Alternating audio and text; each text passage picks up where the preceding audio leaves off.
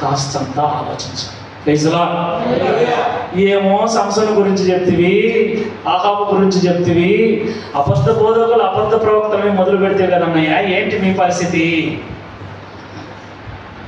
ఏమండి, వింటున్నప్పుడు మాటలు చాలా బాగుంటాయి. హవ్వ వింటున్నప్పుడు ఆ మాటలు ఎలా ఉన్నాయంట? ఇంపుగా. ఎలా? ఇంపుగా. అబ్బా, నిజంగా నీ లెక్క ఎవరు చెప్పరక్క, మా అమ్మ కూడా చెప్పదు. ఏమండి, ఇంటికి వచ్చేసరికి నీళ్ళే అనబెట్టు, ఏం నిజంగా నా ఆఫీసు మా ఆయన దానికి ఎంత బాగా మాట్లాడతామన్నాను, ఇట్లా మాట్లాడు మా ఆయన ప్రతి దానికి. నిజం, నువ్వు ఎంత బాగా చేస్తావు వంటలు, నా భార్య అసలు నేను ఎవడరా తినమన్నాడు వాళ్ళ వంట. ఏమండి, ఎవరో మాట్లాడమన్నారు నేను. ఆ మాటలు ఇంపు, మోసం చేసే మాటలు ఎలా ఉంటాయి తెలుసా? ఇంపుగా ఉంటాయి. బైబిల్లో రాయబడిన మాటలు నేను ఇప్పుడు చెప్తాను. ఏమండి, దేవుని వాక్యము ఎప్పుడు కూడా సేవకుని బట్టి వినకూడదు. దేవుని వాక్యము దేవుణ్ణి బట్టి వినాలి కానీ సేవకుని బట్టి ఎప్పుడు వినకూడదు. గుర్తుపెట్టుకోండి. సేవకుని బట్టి మీరు విన్నారంటే మోసపోతారు. ఎందుకంటే సేవకులలో ఎవరున్నారు? అబద్ధ బోధకులు, అబద్ధ ప్రవక్తలు ఉన్నారు. కాబట్టి సేవకులను బట్టి మీరు ఎప్పుడు వాక్యం. సరే అన్నయ్య, సేవకులలో ఎవరు అబద్ధ బోధకులు, ఎవరు అబద్ధ ప్రవక్తలని మేము ఎట్లా తెలుసుకోవాలి అంటే, ఇందాక సమయం చెప్పాడు, వారి బోధన బట్టి అని. విశ్వాసులైన మీరు ఎలా జీవించాలి అంటే, అపోస్తల కార్యాలు 17వ అధ్యాయంలో 10-11 వెంటనే సహోదరులు రాత్రివేళ పౌలును సీలను బెరయకు పంపించిరి. వారు వచ్చి యూదుల సమాజ మందిరములలో ప్రవేశించిరి. వీరు తెస్సలోనికలో ఉన్న వారి కంటే కనులై ఉండిరి కనుక ఆసక్తితో వాక్యమును అంగీకరించి పౌలును శీలయు చెప్పిన సంగతులు అలాగున్నవో లేవో అని ప్రతిదినము లేఖనములు పరిశోధించుచు వచ్చిరి. Praise the lord. హల్లెలూయా. సంఘం ఏం చేయాలంటే వాక్యాన్ని ఆసక్తితో వినాలి. నిద్రమోహాలు వేసుకుని కాదు, ఆసక్తితో వినాలి. విన్న వాక్యము నిజంగా బైబిల్లో ఉందా లేదా? ఇప్పుడు నేను చెప్పాను మీకు, ఇన్ని వాక్యాలు చెప్పాను. నిజంగా అవి బైబిల్లో ఉన్నవి చెప్పానా, లేనివి చెప్పాను? నిజంగా సంసోను జీవితం ఎలా పతనమైంది, ఆదాము జీవితం ఎలా పతనమైంది, అననీయ సభ్యుల జీవితం ఎలా నాశనం అయిపోయింది, ఆహాబు జీవితం, యెజబెలు జీవితం ఎలా నాశనం అయిపోయింది, ఇవన్నీ బైబిల్లో చూపించి నేను చెప్పాను. ఏమండి, ఇప్పుడు బైబిల్లో నేను ఏదైనా వాక్యం చెప్పినప్పుడు నిలబడి గంట సేపు చెప్తా, లేదా గంటన్నర చెప్తా. మీరు వినండి, బాగా వినండి. అయితే మీరు వింటున్నప్పుడే నేను చెప్పేటువంటి మాటలు అలాగా ఉన్నాయా లేదా మీరు ఏం చేయాలి? కరెక్ట్గా అట్లే ఉందా లేదా, లేకపోతే కల్పించి ఏమన్నా చెప్తున్నానా అనేది మీరు ఏం చేయాలండి? ఏం చేయాలి? నేను కరెక్ట్గా మీకు ఏం చెప్పాను, ఏం వింటున్నారో జాగ్రత్తగా చూసుకోండి. మీరు వినేటువంటి మాటలు ఎలాంటివో చూసుకోండి. ఎందుకంటే మాట శక్తివంతమైంది. ఆ మాట మనల్ని బలంగా మారుస్తుంది, బలహీనంగా మారుస్తుంది అని చెప్పాడు. ఇప్పుడు సంసోను భార్య తండ్రి మాట విని ఇంకొక పెళ్లి చేసుకొని భర్త యొక్క కోపానికి గురై జీవితాన్ని ఇబ్బందికి పాలు చేసుకుంది. హవ్వ ఏం చేసింది? సాధారణ మాట విని తినకూడవద్దని చెప్పిన పండ్లు తిని జీవితం పాడు చేసుకుంది. ఇప్పుడు ఆహాబు ఏం చేశాడు? యెజబెలు భార్య అయినటువంటి యెజబెలు చెప్పిన మాట విని తనది కాని వాడి యొక్క పొలాన్ని ఆశించి శాపాన్ని కొని తెచ్చుకున్నాడు. ఇప్పుడు అననీయ సభ్యులు ఏం చేశారు? ఒకరితో ఒకరు మాట్లాడుకున్నారు. మా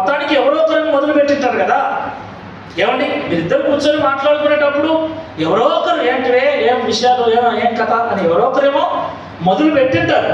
సో ఎవరి మాట ఎవరు మొత్తానికి విన్నారు, వారిద్దరి మాట ఒకటైంది. సో తర్వాత జీవితాన్ని ముగించుకున్నారు. అలాగే మనము కూడా ఇతరులు చెప్పేటువంటి మాటలు వింటున్నప్పుడు, భార్య అయినా, భర్త అయినా, తండ్రి అయినా, తల్లి అయినా, సేవకుడైనా, విశ్వాసులైనా, ఇరుగు పొరుగు వారైనా, బాబాయ్ గారైనా, మామగారైనా, వాళ్ళు చెప్పే మాటలు మనం వింటున్నప్పుడు ఆ మాట మన సంసారాన్ని, మన జీవితాన్ని, మన కుటుంబాన్ని, మన సంఘాన్ని, మన ఆత్మీయ జీవితాన్ని పాడు చేసేదిగా, విడగొట్టేదిగా, గొడవలు పెట్టేదిగా ఉందా, లేకపోతే మనల్ని సమాధానపరిచి, ఐక్యపరిచి, ప్రేమ మనలో పుట్టించే మాటలుగా ఉన్నాయా అనేది మనం ఏం చేయాలి? జాగ్రత్తగా చూసుకోవాలి.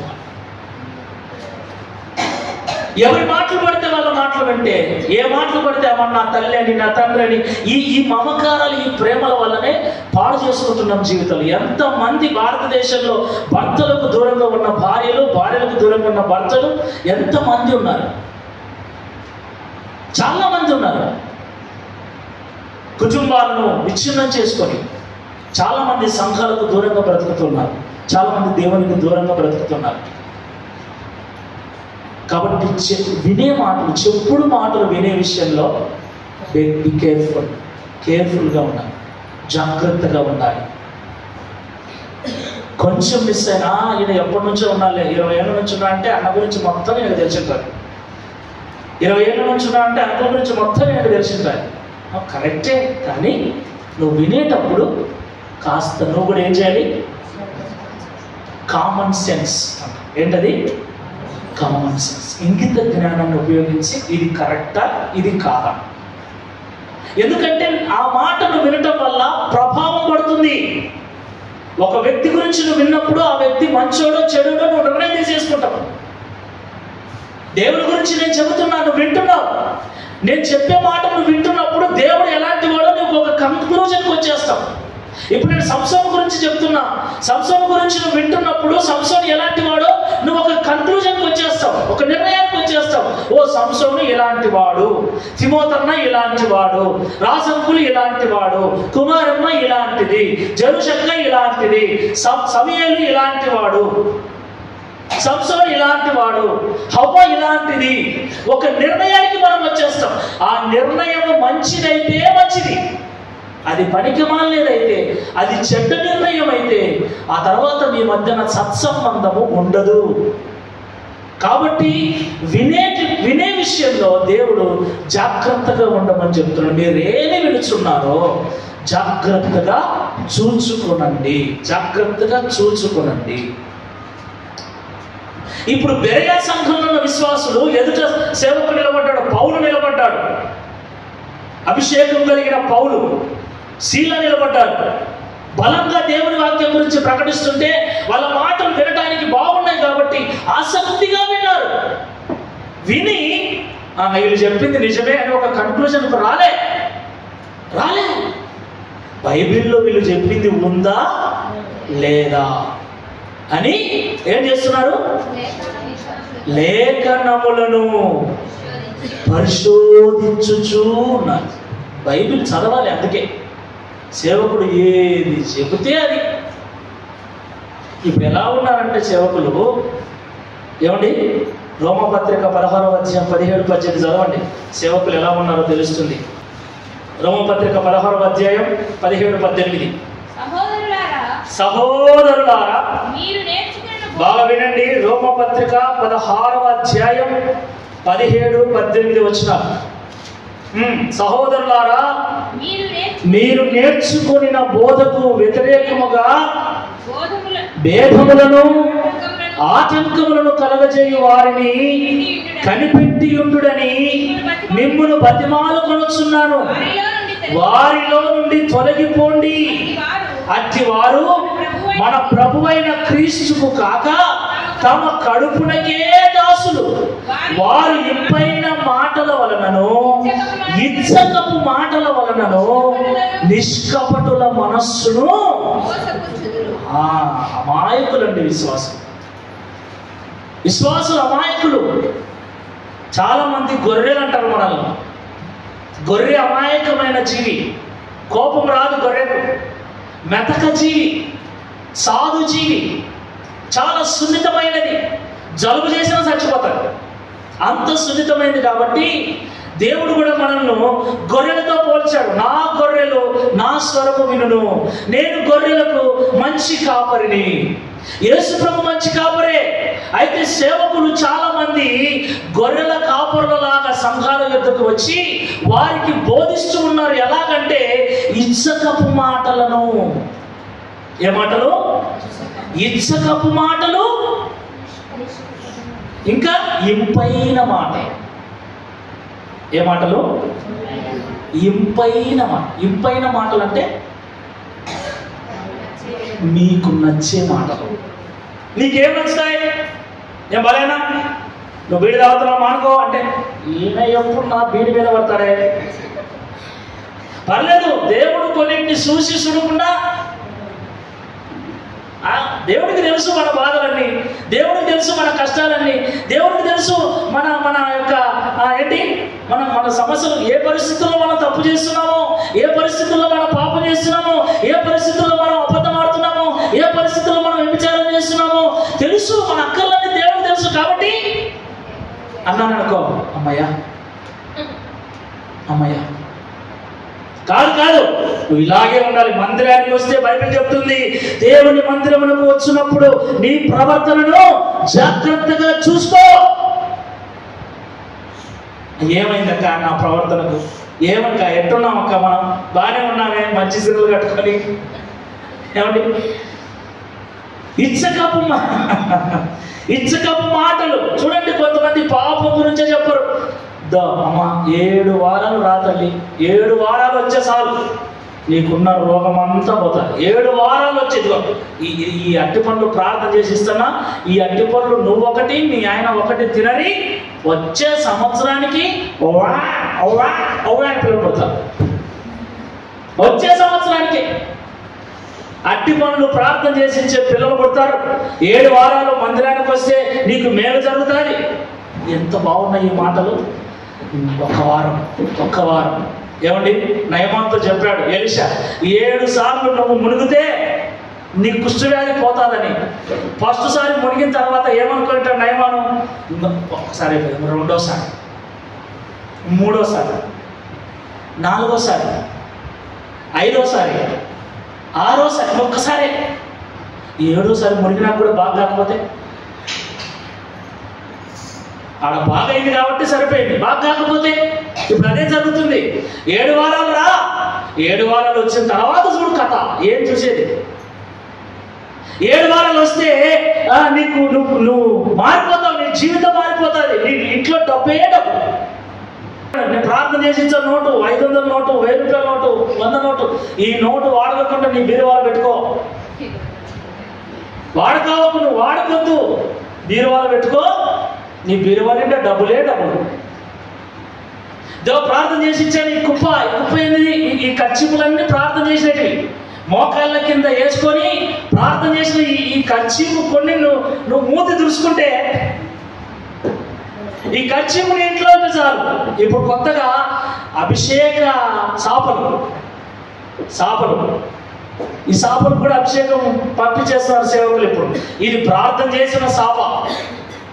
ఈ సాప నీ ఇంట్లో ఉంటే, ఈ సాప మీద నువ్వు మోకాళ్ళ మీద ఉంటే నీ ఇంట్లో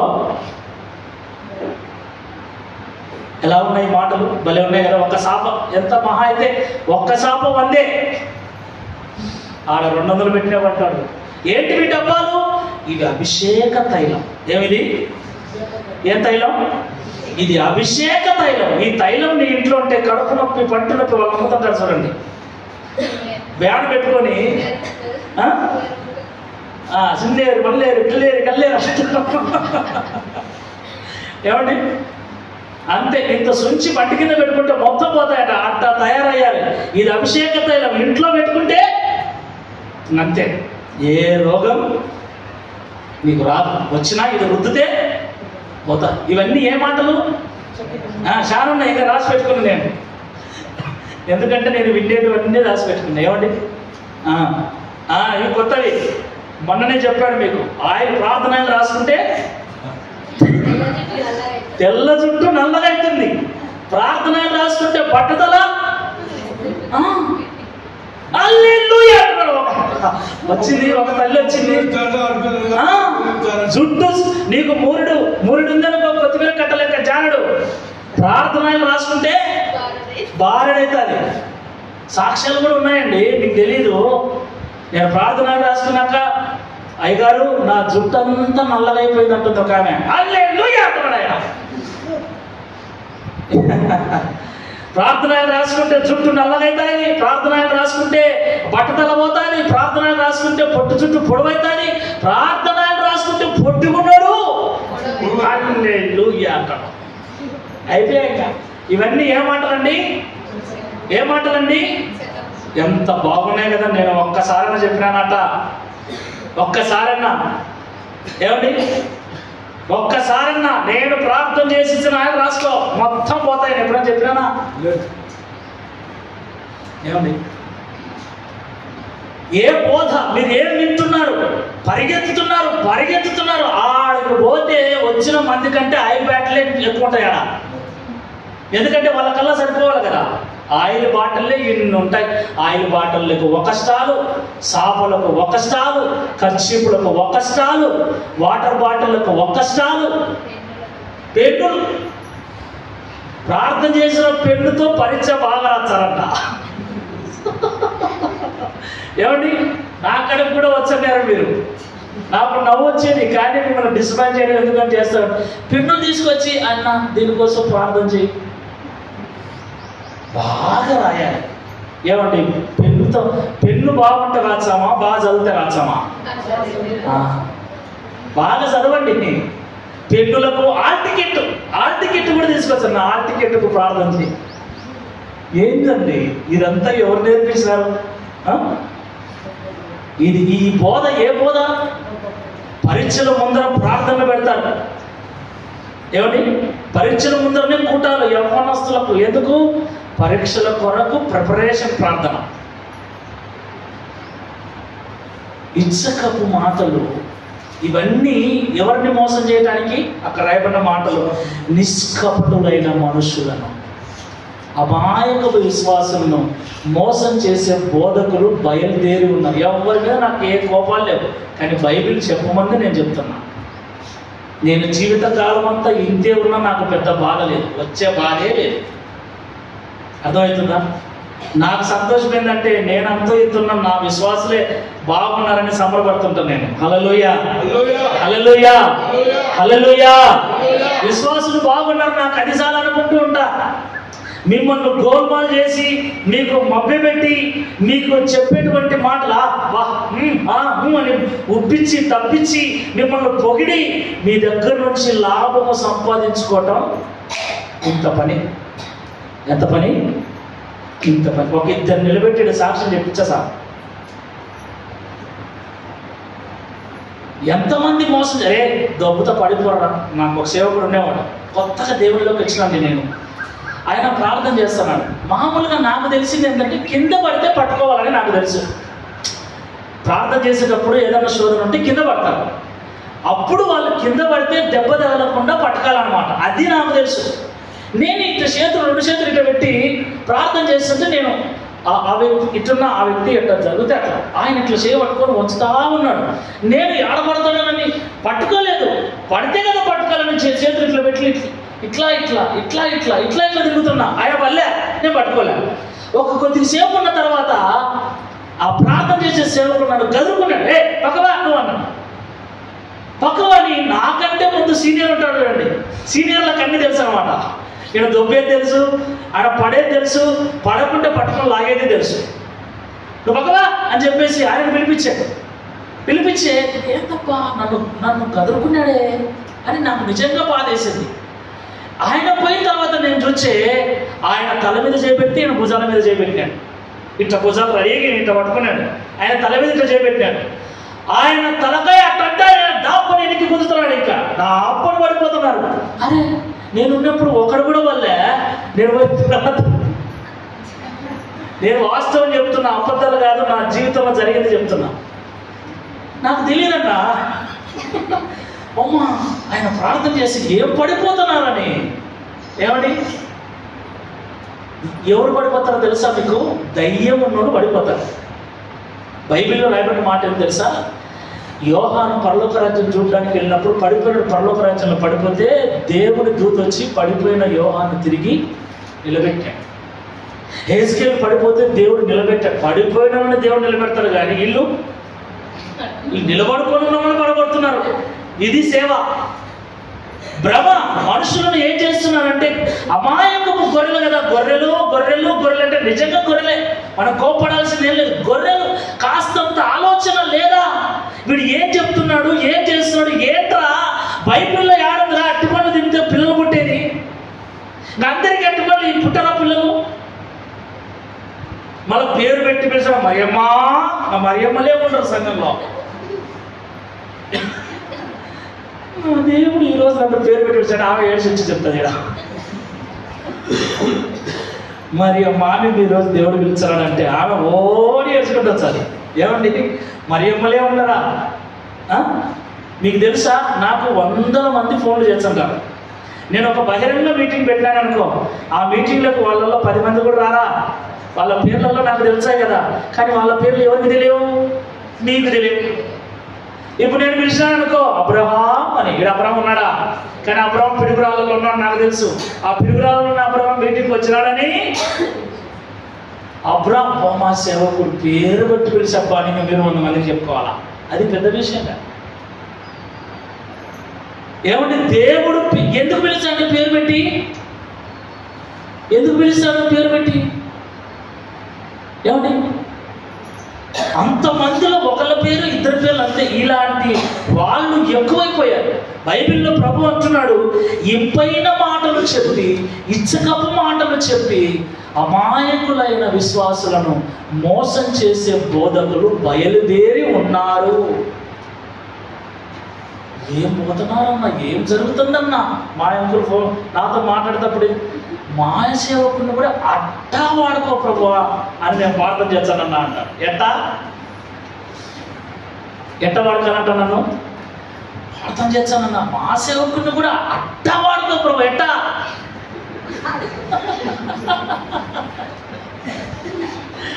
అట్టా వాడుకుంటే నేను ఇట్టా ఉన్నాడు అంకుల్.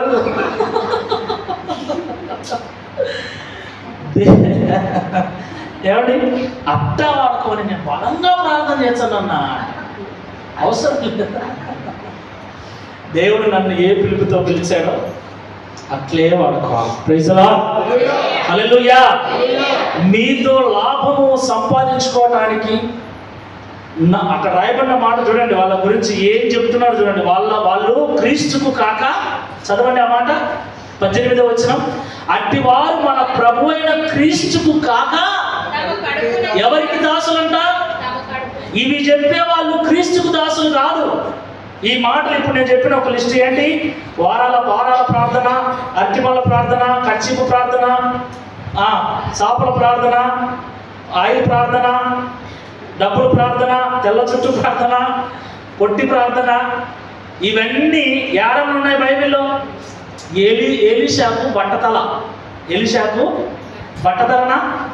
బోడోడా అన్నారు పిల్లలల్లా. పిల్లోళ్ళు ఎగతాలు చేసేంత బట్టతల.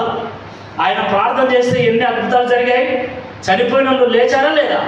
చనిపోయిన వాళ్ళను లేపిన ఎలీషాకు నెత్తి మీద జుట్టు మొలిపించలేడా? ఏరా, నెత్తి మీద జుట్టు మొలిపించలేడా? మరి లేదే.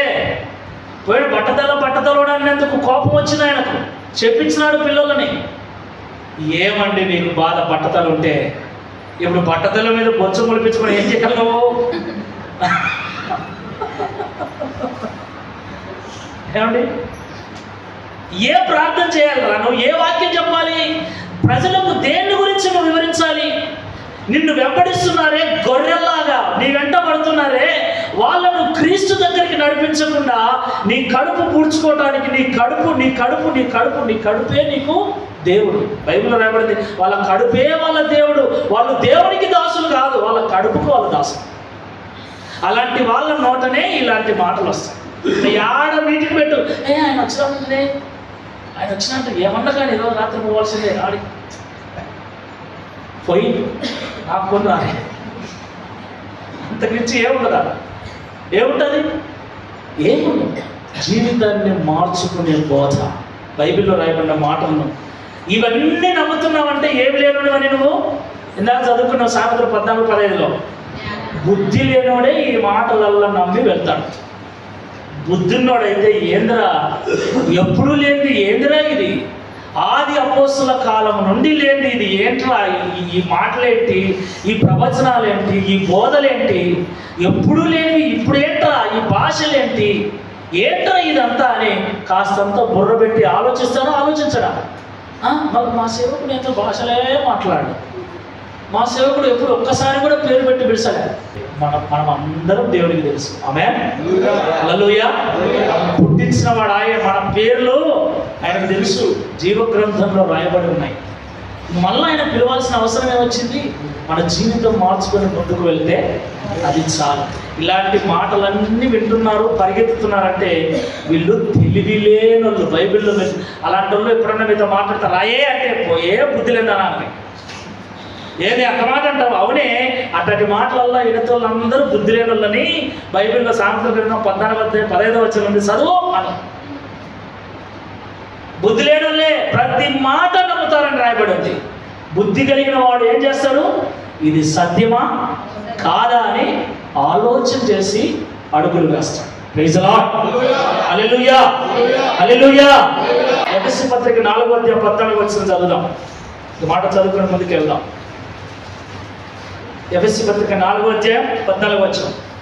అందువలన 4:14 అందువలన మనం ఇక మీదట అందువలన, ఎందువలన? ఇంతవరకు మనం అన్ని విన్నాం. ఎట్లా మోసం చేస్తారు, అబద్ధ బోధకుల మాటలు ఎట్లుంటాయి. అవసరమైతే వాళ్ళు ఏం చేస్తారంట? మహత్కార్యాలు చేస్తారు, సూచక క్రియలు కూడా చేస్తారు. ఆ సేవకుడు చచ్చిపోయిన లేపినాడని నమ్మకూడదు మనం. అది ఎట్లా సాధ్యం? వాళ్ళు ఉండేది దేవుడు కాదు, ఎవరు? దయ్యం, సైతానుడు. సాతానుడు అద్భుత కార్యాలు చేస్తాడు, ఆశ్చర్య కార్యాలు చేస్తాడు మనల్ని మోసం చేయటానికి. ఇదే సత్యమైన బోధ అనటానికి. ఏది సత్యమైన బోధ? ఆ బోధలో ఏముండాలి? ఏముండాలి? ఇక్కడ రాయబడిన మాట తిమోతి 2వ పత్రిక 4:1-4లో ఈ మాట చదివిన తర్వాత ఎఫెసీ పత్రికలోకి వెళ్దాం. నువ్వే చదవాలి.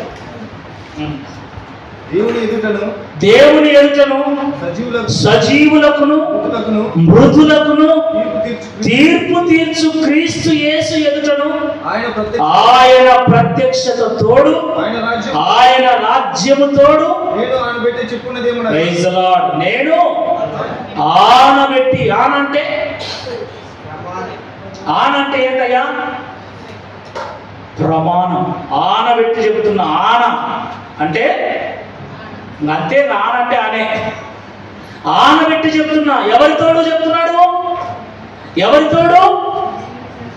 దేవుని తోడు. దేవుని ఎదుటను సజీవులకును మృతులకును తీర్పు తీర్చు క్రీస్తు యేసు ఎదుటను ఆయన ప్రత్యక్షత తోడు, ఆయన రాజ్యము తోడు. నీకు ఆనబెట్టి నేనేం చెప్తున్నానంటే, నీ బోధ ఎలా ఉండాలంటే వాక్యమును ప్రకటించు, సమయమందును అసమయమందును ప్రకటించు, సంపూర్ణమైన దీర్ఘ శాంతముతో ఉపదేశించుచు. ఎలాంటి బోధ చేయాలి? ఖండించు, గద్దించు, బుద్ధి చెప్పు. బోధలో ఏముండాలి? నువ్వు తప్పు చేస్తే ఖండించాలి, గద్దించాలి, బుద్ధి చెప్పాలి. నువ్వు ఏం చేసి వచ్చి కూర్చున్నా, నువ్వు నాకు 100 రూపాయలు ఇచ్చి 1000 రూపాయలు ఇచ్చి కనుక 1000 రూపాయలు ఏడబోతుందని నీ తప్పులన్నీ నేను సరి చేయకోకుండా అలాగే ఉంటే, చాలా మంది విశ్వాసాలు అట్లే ఉన్నారు. ఇదో నీకు ఏం కావాలో చెప్పు, నీకు ఇచ్చింది నువ్వు తీసుకో, మా గురించి నువ్వుగా.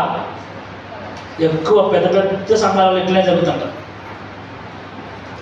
లేకుండా నీకు అర్పణలు ఉండవు, దశంభాగాలు ఉండవు, ఆదివారం కానుక ఏమి ఇవ్వాలి? ఎప్పుడు చెప్తుంటాడు. ఏం చెప్తున్నాం?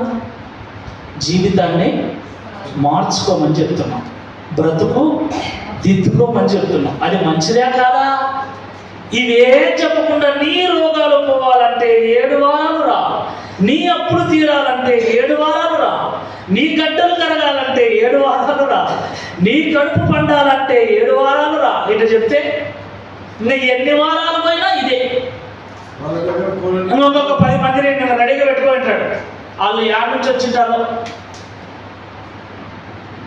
నాకు చేయి పెడతానే వణుకొచ్చింది, నా పేరు పిలిచానే నాకు తిమ్మిరెక్కింది అంటారు వాళ్ళు. ఇంకెందుకంటే వచ్చిన వాళ్ళని మోసం చేయాలి కదా, వాళ్ళు ఉండాలి. దేవుడు ఖండించు, బుద్ధి చెప్పు. జీవితాలు మార్చుకోవాలంటే ఏం చేయాలి? తప్పు చేసినట్టు ఏం చేయాలి? ఏం చేయాలి? కోపం వస్తే నీకు నేనేం చేస్తా? దేవుడు ఏమంటున్నాడంటే వాక్యం చెబితే నీకు పుచ్చుకోవాలి, పొడుచుకోవాలి. నీకు వాక్యం పొడుచుకోకుండా చెప్పే వాక్యమే కాదు. పొడుచుకొని నీలో వద్దురంగా ఈ పాపం వద్దురా, ఈ తప్పు పని వద్దురా, ఇంకా మారాలని నేను అనిపించాలి నీకు. అట్లా చెప్పాలి నేను వాక్యం. అలా చెప్పమని పౌలు గారు తిమోతికి ఆనబెట్టి చెప్తున్నా. నువ్వు వాక్యం ఎట్లా చెప్పాలంటే, ప్రజలు ఎలాంటి వాళ్ళో తెలుసా? దురద చెవులు కలిగిన వాళ్ళు. దురద చెవులు కలిగి కథలు కావాలి వాళ్ళకు. చదవండి తర్వాత. ఎందుకంటే నువ్వు ఎందుకు గద్దించాలి, నువ్వు ఎందుకు ఖండించాలి, నువ్వు ఎందుకు బుద్ధి చెప్పాలంటే, జనులు హితబోధను సహించక దురద చెవులు కలవారై తమ స్వకీయ దురాశలకు అనుకూలమైన బోధకులను తమ కొరకు పోగు చేసుకుని సత్యమునకు చెవినీయక కల్పనా కథల వైపునకు తిరుగు కాలము. ఎలాంటి వాళ్ళంట? దురద చెవులు. కథలు చెప్తే హాయిగా వింటాం, వాక్యం చెప్తే వినరు. నవ్వించాలా, కవ్వించాలా వాళ్ళను. రాబో నీకు మళ్ళా సంవత్సరం అయిపోతుంది పోనాలగా, మళ్ళా నెలకు అయిపోతుంది పోనాలా. ఇట్లా చెప్తే వెళ్ళిపోతారు. లేదు, నీ పాపాన్ని మానుకో, నీ బ్రతుకు దిద్దుకో, నీ బ్రతుకు మార్చుకో, నీ మనస్సు మార్చుకో, నీ జీవితం సరి చేసుకో. ఇంకా ఏదో నీలో ఉంది, ఇంకా ఏదో నువ్వు లోపం కలిగి ఉన్నావు, ఇంకా ఒకటి ఉంది, దాన్ని విడిచిపెట్టు. అది విడిచిపెట్టేంత వరకు దేవుడు నిన్ను ఆశీర్వదించడు. అది మార్చుకునేంత వరకు నీ జీవితాన్ని దేవుడు చూడడు. అది విడిచిపెట్టేంత వరకు నీ కానుకల్ని దశకాలు దేవుడు స్వీకరించడు. అది నీలో నుంచి తీసివేసుకునేంత వరకు నువ్వు పరలోకం పోలేవు అని చెప్పినావు అనుకో, నీకు ఇది తప్ప వేరేది రాదా అంట. దేవుడు చెప్పమంటుండేది అదే. ఎప్పుడు వాగ్దానాలు, ఎప్పుడు ఆశీర్వాదాల గురించి కాదు. పరలోకం వెళ్ళాలంటే జీవితం మార్చుకోవాలి. ఖచ్చితంగా ఇష్టం ఉన్నా లేకపోయినా మార్చుకోవాలి. కాబట్టి బోధకుల వెంట పరిగెత్తే విశ్వాసులు తెలుసుకోవాల్సింది ఏంటంటే, వారు వెంట వెళుతున్నటువంటి బోధకులు ఎలాంటి బోధ బోధిస్తున్నారు. ఇచ్చకపు మాటల. ఇప్పుడు చూడండి ఎఫెసీ పత్రిక 4:14. అందువలన ఎందువలన ఎలాంటి బోధ కావాలనో మనకు దేవుడు చెప్పాడు. ఎలాంటి బోధ? ఖండించే బోధ, గద్దించే బోధ, బుద్ధి చెప్పే బోధ కావాలి విశ్వాసులకు. అంతేగాని ఇచ్చకపు మాటలు, ఇంకా ఇంపైన మాటలు చెప్పే బోధ కాదు. మనసు ఏదో బడిగా ఇరగకుండా, పాము సావకుండా. నేను ఇందాక చెప్పానులే, సర్లే వచ్చే సంవత్సరానికి కన్నా మారు. ఏమండి, వచ్చే సంవత్సరం సర్లే అనుకోండి, సర్లే దేవుడు తెలుసులే, దేవుడు చూస్తుంటాడు అంతా ఆయనకి తెలియదు ఏముంది. ఏమండి అన్నాను అనుకో, మారుతాడా అంకులు? అంకుల్ నువ్వు నన్ను తిట్టుకో, నువ్వు ఏమన్నా అనుకో, నాకు కాడికేయకపోయినా పర్లేదు, నువ్వు మారాలనుకోడు ఖచ్చితంగా. నువ్వు మారితేనే అన్నాను అనుకో, ఏమండి వేరే చచ్చిపోతాడు అనుకుందాం. ఆ చర్చిలో ఇదే బోధ ఉంటే ఏం చేస్తావు? ఉంటేనే మంచిది. ఆ చర్చిలో ఈ బోధ లేదు, ఈ బోధ లేని చర్చిలకు పోవాకండి. మీరు ఓరలే, దేవుని స్తోత్రం. హల్లెలూయా, హల్లెలూయా. గద్దింపు లేని బోధ, హెచ్చరిక లేని బోధ, బుద్ధి చెప్పే బోధ లేని సంఘాలు వేస్ట్. క్రియలు మార్చుకో, ప్రవర్తన మార్చుకో, పద్ధతి మార్చుకో, శరీరాశ, నేత్రాశ, జీవపు డబ్బాన్ని చంపుకో, పరిశుద్ధ ప్రవర్తన అలవాటు చేసుకో, దేవుడు మెచ్చే భక్తి చెయ్యి అని చెప్పే సంఘాలు లేని సంఘాలకు, బోధ లేని సంఘాలకు వెళ్ళినా ప్రయోజనం లేదు. ఇంకా అది ఎంత పెద్ద సంఘమైనా సరే, ఎంత ఎత్తు సిలువ ఉన్న సంఘమైనా సరే, ఆడ ఎంత పెద్ద సేవకుడు ఉన్నా సరే, బోధ ఎలా ఉండాలంటే పౌలు అంటున్నాడు, నేను ఆనబెట్టి చెప్తున్న తిమోతి, నీ మందిరానికి నీ దగ్గరికి వచ్చినా రాకపోయినా నీ దగ్గరికి వచ్చిన వాళ్లకు నీ బోధ ఎలా ఉండాలంటే ఖచ్చితమైనదిగా ఉండాలి. తప్పు చేశారని తెలిస్తే ఖండించు, ఎంత పొడవులైనా సరే, ఎంత పొట్టలైనా సరే గద్దించు. 10,000 ఇచ్చేతోడైనా సరే, 20,000 ఇచ్చేతోడైనా సరే, వద్దంటే వద్దు. ఏమన్నా మీటింగ్లు వేసుకొని ఆమేన్, హల్లెలూయా, అంతే. ఏమన్నా అనుకుని వద్దంటే వద్దు. వాక్యం అలాగే చెప్తుంది. పరలోకం వెళ్ళాలా? పరలోకం వెళ్ళాలంటే నేను చెప్పే బోధలో నడవండి చాలు. నేను ఎప్పుడు మీ ద్వారా లాభం సంపాదించుకునే బోధ ఎప్పుడు చేయలేదు. నేను ఎప్పుడు చేయలేదు. ఆడింత ఇచ్చారు, వీడింత ఇచ్చారు, వాళ్ళు ఇచ్చే. ఒకడు అంటున్నాడు, ఈ దీన సేవకుణ్ణి ఈ మీటింగ్ పెట్టాలంటే 15 లక్షలు అవుతుంది ఖర్చు. ఈ దీన సేవకుణ్ణి ఒకసారి కనికరించండి. కడపలో మీటింగ్ పెట్టింటే ఈ దీన సేవకుల్ని ప్రేమించి వాళ్ళు ఇంత ఇచ్చారు. మేము నంద్యాలకు వచ్చాము మిమ్మల్ని ప్రేమించి. ఈ దీన సేవకుని, ఆ దీన సేవకుడు ఎట్టున్నాడు తెలుసా? కోట్ వేసి సూట్ వేసి పిల్ల జమీందారు లెక్క ఉన్నాడు ఆ దీన సేవకుడు.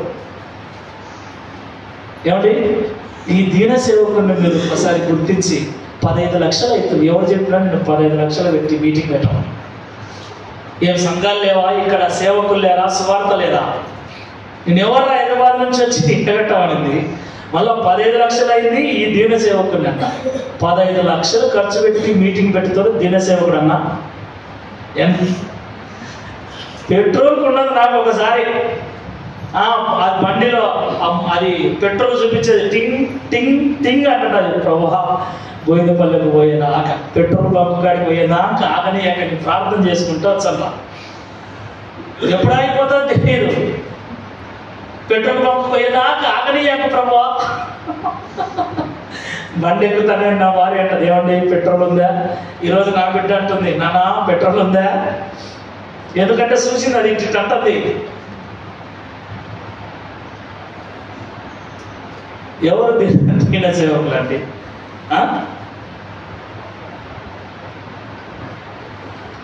కాబట్టి చదువుదాం ఎఫెసీ 4:14. ఇందువలన ఇవన్నీ మీరు విన్నారు. అబద్ధ బోధకులు ఎలా మాట్లాడతారో, సేవకులు ఎలా మాట్లాడతారో విన్నారు. ఎవరి మాటలు వినాలో, ఎవరి మాటలు వినకూడదో మీరు విన్నారు. మీ కుటుంబాలను, మీ సంఘాన్ని, మీ ఆత్మీయ జీవితాన్ని పాడు చేసే మాటలు ఎవరు చెప్పినా వినకూడదని అన్ని విన్నారు. కాబట్టి ఇన్ని విన్నారు కాబట్టి ఇక మీదట ఇక మీదట పసిపిల్లలమై ఉండి, అంటే ఉండమని కాదు, తర్వాత చదవండి. మనుష్యుల మాయోపాయముల చేత వంచనతోను తప్పు మార్గములకు లాగు కుయుక్తితోను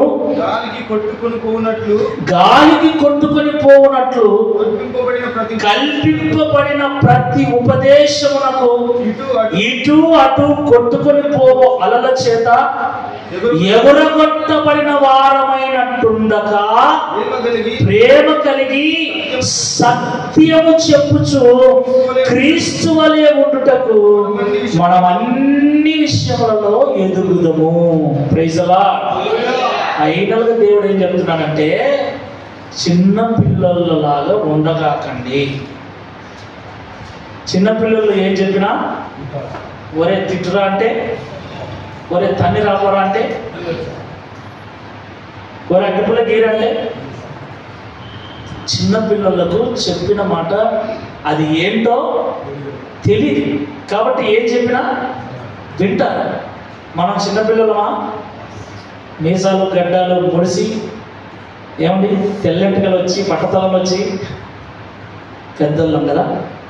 దేవునిలో కూడా పెద్దోళ్ళమైన మనము చిన్నపిల్లలలాగా ఉండకుండా, ఎవరేం చెప్తే అది వినకుండా, వాడు ఎంత పెద్ద సేవకుడైనా, అర్థమవుతుందా?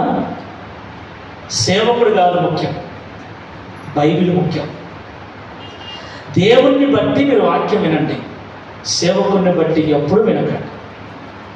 మీకు బోధ చేస్తున్న సేవకుని దగ్గర నుండి లోకంలో సంచరిస్తున్న సేవకుల వరకు ఎవడు సత్య బోధ చేస్తున్నాడు, ఎవరు అసత్య బోధ చేస్తున్నాడు, ఎవడు బ్రతుకులు మార్చుకోమని కఠినమైన అపోస్తుల బోధ చేస్తున్నాడు, ఎవడు ఇచ్చకపు మాటలు, మాయోపాయము, వంచన, అక్కడ రాయబడిన మాట వంచన జరగదండి. అది నువ్వు అట్టి పనులు ప్రార్థన చేసి ఇచ్చే పిల్లలు పుట్టరు జరగదది. కానీ జరుగుతుందని మోసం చేస్తాడు. ఒకడు గొల పెట్టుకున్నాడు, ఆడిటోరియంలో మీటింగ్ పెట్టినాడు, ఒక గొల నిలబెట్టి ఈ అట్టి పనులన్నీ ఈరోజు ప్రార్థన చేసి ఇస్తాను, ఎవరికైతే గర్భఫలం లేదో రాండి అంటున్నాడు. ఏం చేయాలి? జరగదండి. బట్టల మీద వెంట్రుకలు రావు, ప్రార్థనాయలు పూసుకున్నా రావు, ప్రార్థనాయలు పూసుకున్న తెల్ల వెంట్రుకలు నల్లగా కావు అంతే, పొట్టి పొడుగు కావు. దీని కొరకు కాదు ప్రార్థన ఉండేది. ప్రార్థన దేని కొరకు ఉంది అది చెప్పాలి ముందు. ప్రార్థన ఉండేది పాపం మానుకోవడానికి రా.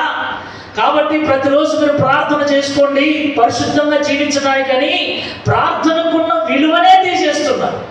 వంచన మాటలు వంచిస్తూ ఉన్నారు, జరగని దానిని జరుగుతుంది అని చెప్పి. ఇలాంటి వంచకులు లోకంలో బయలుదేరి ఉన్నారు. కాబట్టి మీరు మందిని చూసి మీరు మోసపోకండి. మందిని ఎప్పుడు మీరు చూడగలకండి. అదే చెప్తున్నాను కదా,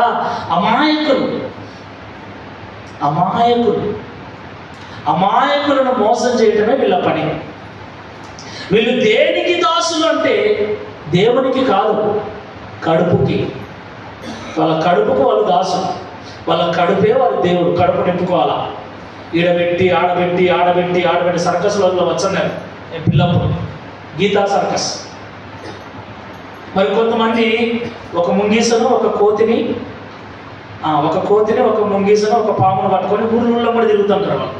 ఈ ఊరిలో ఆ ఊరిలో పెట్టి ఇట్లా ఉన్నారు ఇప్పుడు సేవకులు. బైబిల్లో ఒకే మాట చెప్తా నేను.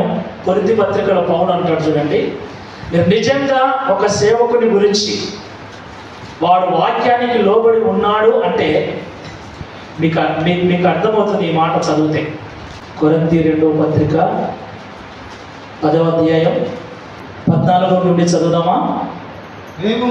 మేము క్రీస్తు సువార్త ప్రకటించుచు మీ వరకు వచ్చి ఉంటిమి కనుక మీ యొద్దకు రాని వారమైనట్టు మేము మా మేర దాటి వెళ్ళుచున్న వారము కాదు. సేవకునికి దేవుడు ఒక ప్రాంతాన్ని చూపిస్తాడు, అది అతని మేర అంటే గట్టు. పొలిమేర అంటాం కదా, పొలిమేర అంటే హద్దు. ఈ ఊరికి ఒక మేర ఉంటుంది, ఆ మేర వరకే ఈ ఊరి పొలాలు. పొలిమేర అంటారు దాన్ని, ఊరి పొలిమేర మేర. ఊరికి ఎలాగైతే హద్దు ఉంటుందో సేవకునికి కూడా తన పరిచర్యకు ఒక హద్దునిస్తాడు. సేవకులు చాలా మంది ఉన్నారు, ప్రవక్తలు ఉన్నారు, సువార్థికులు ఉన్నారు, సంఘ కాపరులు ఉన్నారు. ఎక్స్పెషల్లీ సంఘ కాపరుల గురించి చెప్తున్నా. సువార్థికులు అంటే దేశం అంతా తిరగచ్చు, అది వేరు. కానీ సంఘ కాపరులు అంటే ఒక సంఘం ఉన్నవాడు దేవుడు వారికి ఏర్పరిచిన మేరను దాటి అవతలికి వెళ్ళకూడదు. పౌలు అంటున్నాడు, మేము మా మేర దాటి వెళ్ళుచున్న వారము కాదు. 15వ వచనం, మేము మేరకు మించి ఇతరుల ప్రయాస ఫలములలో భాగస్థులమనుకొని అతిశయపడము. ఈ మాటకు అర్థం తెలుసా? మేము మేరకు మించి ఇతరుల ప్రయాసములో, ఇతరులు, అక్కడ సంఘం ఉంది, ఇక్కడ సంఘం ఉంది, ఈడొక సంఘం ఉంది, ఈడు వచ్చి మీటింగ్ పెడతాడు. ఒకడు నంద్యాలలో అన్ని సంఘాలు ఉన్నాయి, ఆడొచ్చి హైదరాబాద్ ఉన్నాడు వచ్చి మీటింగ్ పెడతాడు. వాడి దర్శనం ఏది? వాడు అంటాడు, వాడికి సాక్ష్యం చెప్పేటప్పుడు, దేవుడు నన్ను హైదరాబాద్ పొమ్మని అంటే నేను హైదరాబాద్లో చేర్చాల్సి. హైదరాబాద్లో దేవుడు చూపించాము, నంద్యాలకి ఎందుకు వచ్చినాము? ఎవడు అడగడు. నీ మేర ఏది? హైదరాబాద్ సరౌండింగ్లో నువ్వు చేసుకో. నువ్వు నంద్యాలకు వచ్చి, నంద్యాల నుంచి ఆళ్ళగడ్డకు వచ్చి, ఆళ్ళగడ్డ నుంచి కడపకు వచ్చి, ఇది ఎవరి మేర? ఇది ఆల్రెడీ దేవుడు కొంతమంది సేవకులను ఎన్నుకొని వారికి అప్పగించడం వాళ్ళు చేస్తున్నారు. అది వాళ్ళ ప్రయాస ఫలములో యానుంచో వచ్చి నువ్వు ఈడ మీటింగ్లు పెట్టి ఇన్ని వేల మంది వచ్చారని అతిశయపడుతున్నావు. ఏం పడుతున్నావు?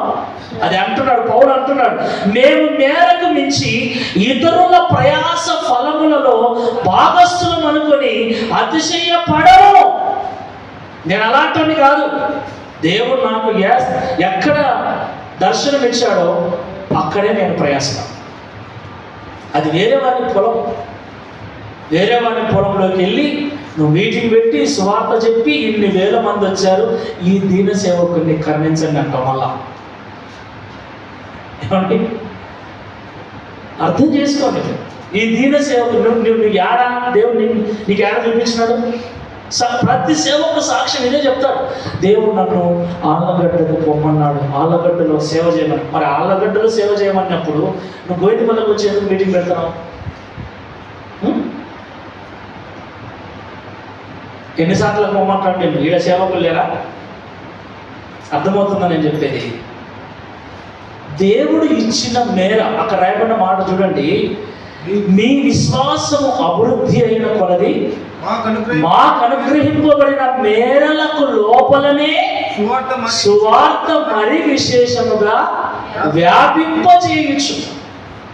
మీ ఆవలి ప్రదేశములలో కూడా సువార్త ప్రకటించినట్లుగా మేము మీ మూలముగా.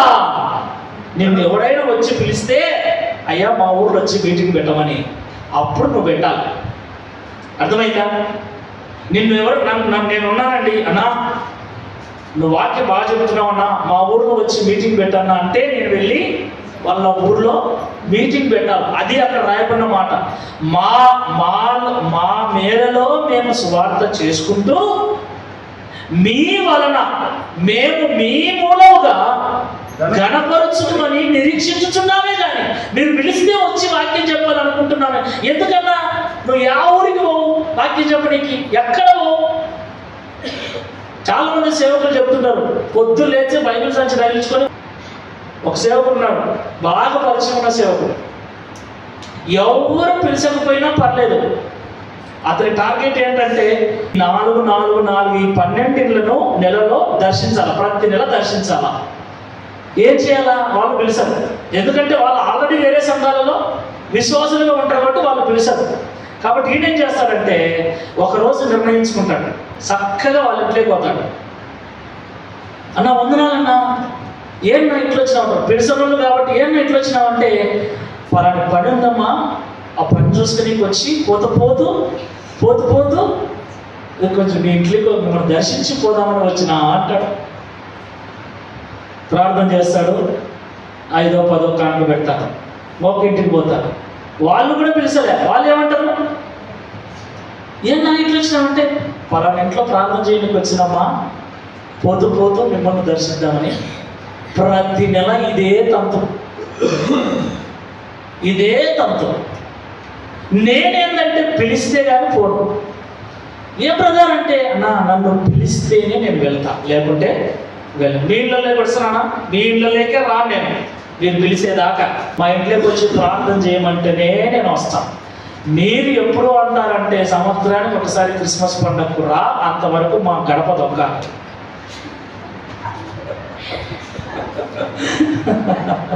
ఏమండి? హల్లెలూయా. మీరు పిలువండి, నేను రాను. పిలిచకుండా పోను. పౌలు అంటే మీరు పిలిస్తే అది నాకు ఘనత అనుకుంటాను, కానీ నేను సేవకుని కదా, నన్నెవరు ఏమంటారు అని సంచి తగిలించుకొని వస్తానమ్మా ఫోన్లు చేసి వచ్చే సేవకుని నేను కాను. మీరు నమ్మండి అన్న నా మాటలు. పరిశుద్ధ స్థలం నిలబడి చెప్తున్న నా మనసు ఇది. వాళ్ళు ఇచ్చే డబ్బులు కాదు ముఖ్యం, వాళ్ళు ముఖ్యం. నా మేర ఏంటో నాకు తెలుసు. నా మేరలో ఎంతవరకు మందలూరులో సంఘం వాళ్ళు పెట్టమన్నారు కాబట్టి పెట్టినా, కానీ నా ఉద్దేశమే కాదు అన్నా. ఆదివారం ప్రార్థన జరపమన్నారు కాబట్టి ఆ సంఘం పెట్టా, లేకపోతే నాకు ఆలోచన లేదు. ఈరోజు ఆ సంఘం దినదినం అభివృద్ధి చెంది మళ్ళీ ఒక 2 బాప్తిసాలకు సిద్ధపడ్డారు. వీలైతే ఈ రోజు కానీ రేపు పొద్దున కానీ ఇవ్వాలి వాళ్ళకి. Praise the lord. హల్లెలూయా. నేను ఎందుకు ఈ విషయాలు చెప్తున్నానంటే, దేవుడు ప్రతి సేవకునికి ఒక మేర దాటి యాడ్లో నెల్లూరులో ఉన్నోడు పెద్ద పట్టాలు వచ్చి మీటింగ్ పెడుతున్నాడు. అవునా? నీ నెల్లూరు నీది, ఒక్కడే అడగడే. వీళ్ళు పొలోమని 4 ఆటలు 5 ఆటలు 10 ఆటలు ఏం చేసి వస్తున్నారు, ఏం నేర్చుకుంటున్నారు, ఎవ్వడు అడగడు. సేవకులు మాత్రం, ఆ చుట్టుపక్కల ఉన్న సేవకులు మాత్రం సంఘాలలో నుంచి విశ్వాసం పోతే ఏం చేస్తారు? అందరూ మీలా ఉంటారా? మీరు ఎక్కడ పోరు, అది నా అదృష్టం. ఆమె నేను అరచాలని పోరో, మరి మీకు ఇష్టం లేకపోరో నాకు తెలియదు, కానీ పోరు మీరు కదా. నేను అరుస్తానని లేకుంటే పోరా. లేరా కోటీశ్వర్లు అవుతారంటారా 7 వారాలు పోతే? ఎందుకు ఉద్యోగం వద్దు, ఏమొద్దు, కూర్చొని తినొచ్చు. కోటీశ్వర్లు అంటేనే అవి పోయినండి ఒకసారి, ఎందుకైనా మంచిదే. ఎంతమంది పిలిచడం లేదు మిమ్మల్ని. మరి ఆ సంఘాలు పాస్టర్లు ఎంత బాధపడుతుంటారండి వాళ్ళు పోతే. ఎంత బాధ అవుతుంది వాళ్ళ కొరకు. 4 గోడల మధ్యన కన్నీళ్లు కార్చి ప్రార్థన చేసేది ఈయన, వీళ్ళేమో ఆడికిపోయి చూడండి ఇసుకపు మాటలు విని, ఆ అయిపోయిన మాటలు విని ఏదో అవుతుందని ఏం కాదు, ఏమి జరగదు, అంత భ్రమ. దేవుడు ఎవరిని కనికరించానో వానినే కనికరిస్తాడు. ఆడికి పోతేనో ఈడికి పోతేనో ఆడికి పోతేనో ఏం కాదు. మీకు కావాల్సింది ఏంటంటే సత్యబోధ. మీకు కావాల్సింది ఒకటే గుర్తుపెట్టుకోండి, సత్యముతో కూడిన వాక్యము తప్ప ఇంకా మీకు వేరేది ఏది అవసరం లేదు. ఆ వాక్యము కావాల్సినంత ఇక్కడ ఉంది. ప్రైజ్ ది లార్డ్, హల్లెలూయా. కాబట్టి దేవుడు అంటున్నాడు, మీరు పరలోకం వెళ్ళాలంటే ఎంతో జాగ్రత్తగా ఉండండి అని. ఏ విషయంలో జాగ్రత్తగా ఉండాలంటే ప్రభు అంటున్నాడు, మొట్టమొదటిగా మీరు వినే విషయంలో జాగ్రత్తగా ఉండండి. కాబట్టి వినే విషయంలో జాగ్రత్తగా ఉండండి. దేవుడు కృప అనుగ్రహించును గాక. ఆమేన్.